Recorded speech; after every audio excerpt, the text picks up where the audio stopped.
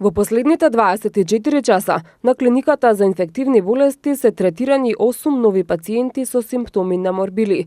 Од нив 2 се хоспитализирани, а останатите 6 се пуштени на домашно лекување.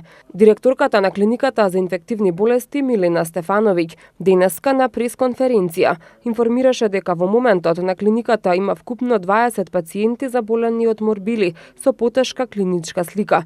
Едно од децата е со потешка клиничка слика, но според последните информации, неговата состојба е стабилизирана.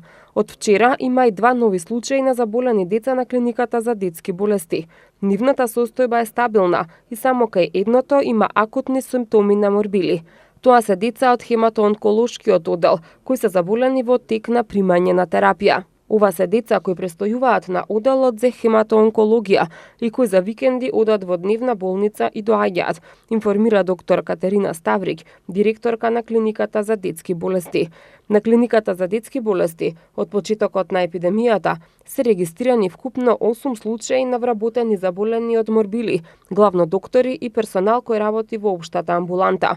Меѓу нив, лицата кои се родени по 1982 година имаат примено 2 дози вакцина, но има и постар персонал кој има примено само 1 доза од вакцината. Лекарите истакнуваат дека ситуацијата будно се следи и се држи под контрола. Предупредуваат дека се работи за тешка и непредвидлива болест поради што се апелира на вакцинација.